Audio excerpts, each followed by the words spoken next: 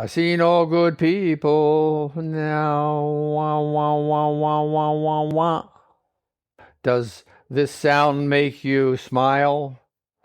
What is your reaction to this? What is your response and why? What are you looking for? Are you coming open-minded to our gathering? You need to. Not for my sake, but for one's own. It is a great thing and a bonus. One of your priorities is to deepen your own understanding of how another human being perceives of mindful meditation. What does it mean? Your priority in this direction is appreciated by not only oneself, but by everyone, because you will be a better human being, because you are showing a propensity, a desire to learn and to improve oneself. It is already a great thing. It's not a superlative.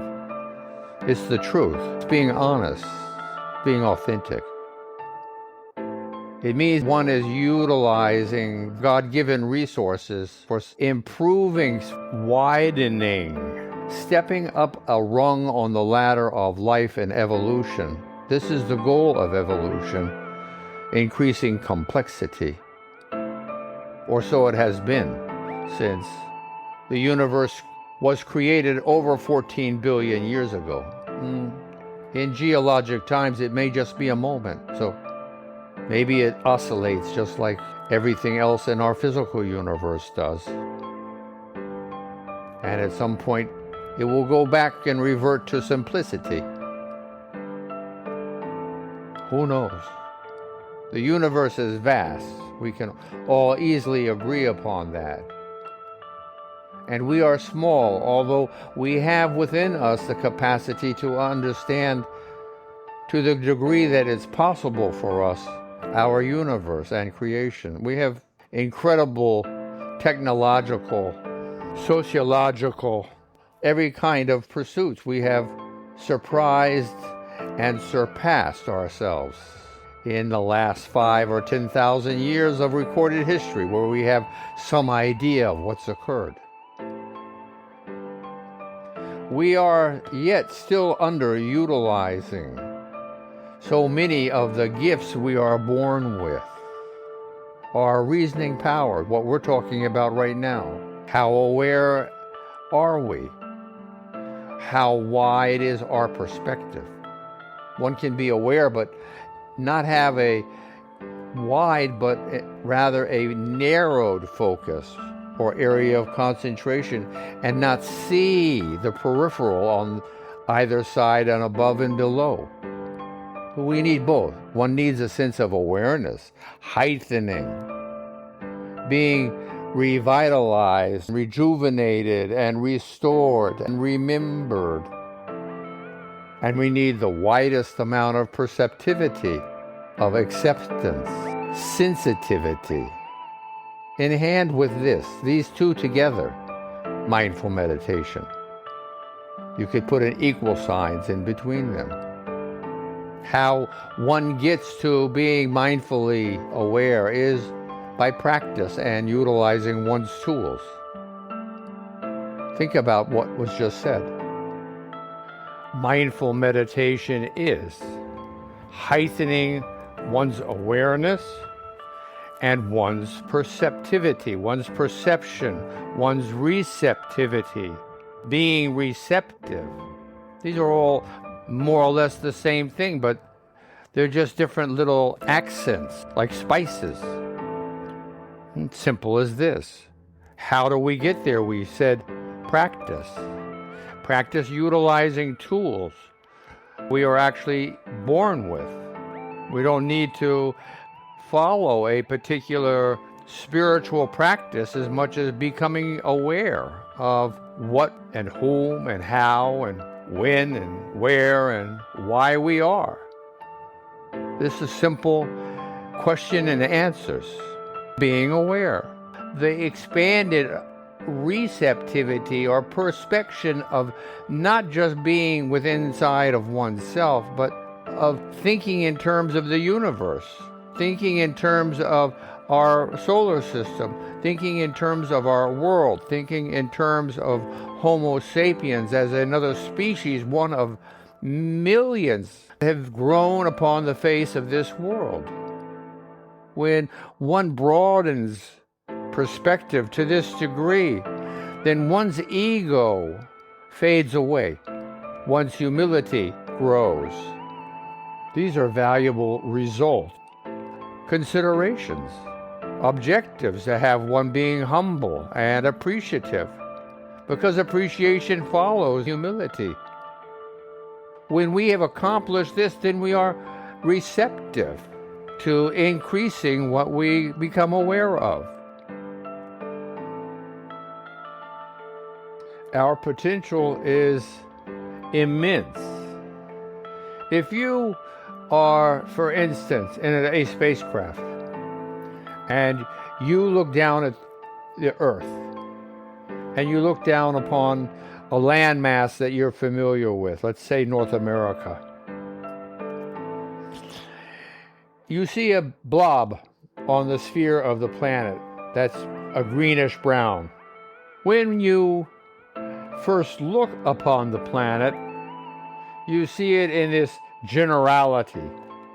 When you then begin to concentrate and focus more distinctly, looking for greater sensitivity, for more patterns, for a greater depth of understanding, for more perspective, then things begin to clear and you begin to see roads and cities, nodes of energy where people live. You see the links between them in the roads and highways. It is this exact same thing, depending on what you're talking about. Here we're talking now about concepts rather than the actual physical earth. We're talking about concepts that you now can become more familiar with.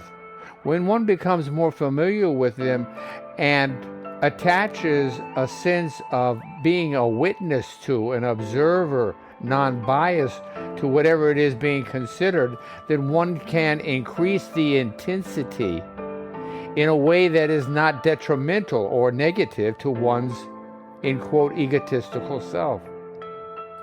It sounds kind of complicated, but it's not. Just think about yourself.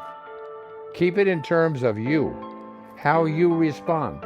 Are you more open when you are repelled by an idea, a concept, a person, whatever? Or are you more apt to pay attention to something if you like it? And that's your answer. Keeping it short, some things to think about. Some questions to answer. It's a lot right there. There are 6 questions that one can ask oneself, according to Thomas Wilson, the famous rhetorician from introduction of his ideas in 1560. So you have 6 questions and you have 12 parts. Then you have the 6 questions and you have 6 answers as best as one can. It's enough. Do this. How do you get to a place where you feel you will be non-biased, non-judgmental, or witness, objective, calm, collected, with a sense of grace, a sense of virtue? By practicing accumulating these things. Being in a comfortable posture, first of all. Whatever that means, laying down, sitting, standing up. It can change. It will change. Sometimes I sit, sometimes I lay down, sometimes I'm standing. That's what we do. That's what humans do. So we don't limit our capacity to have self-realizations to one particular posture. Hello? I have to get in this posture or I can't do it. What? You need to do this all day. You need to change yourself as a human being. You need to help us grow. You have a responsibility to yourself, to your close loved ones, to your friends, your acquaintances, to your job people, to your communities. You have this.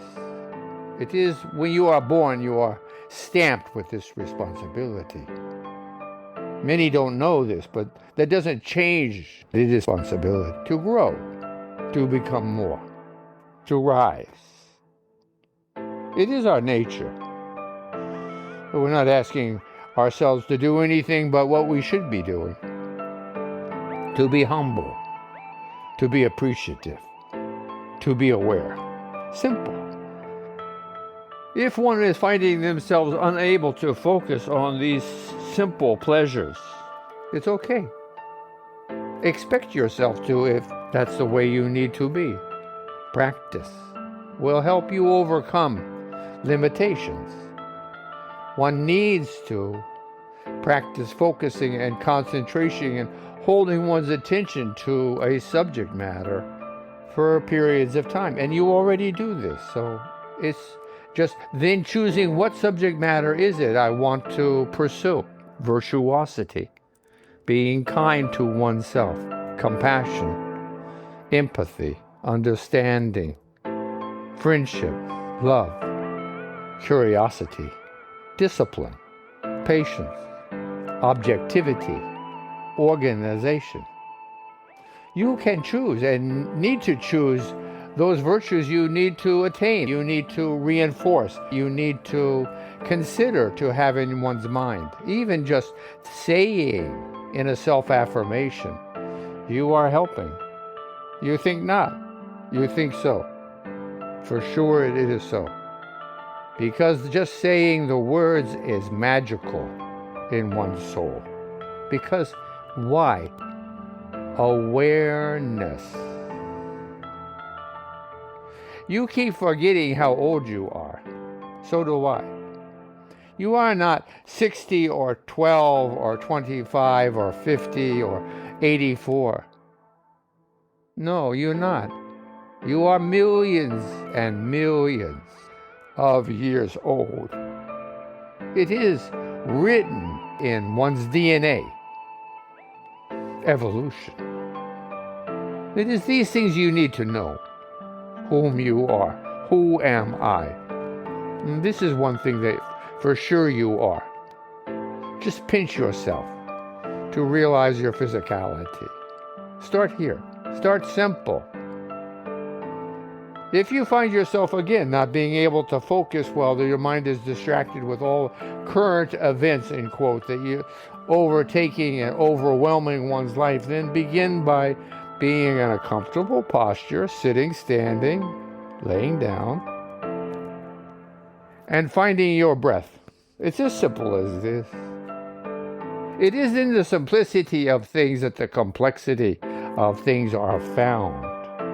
Because you make the inquiry you are curious of, and you pay attention to the detail that otherwise might be unseen. It is the difference. When one is receptive, it is not that the events and the circumstances and the messages and the opportunities and the potential are not there. It is that you or I are not there. When we think of godliness, is it that God just all of a sudden knocks on the door of our world to say hello? No. It is us opening the windows of our own hearts and our minds and our souls to just be a little bit more of the perspective that we can share. Thinking about these things. Thinking about one's processes. If you're nervous and still can't find your way, think about your breathing. We'll talk about it more. Think about your pulse, your heart squeezing and relaxing.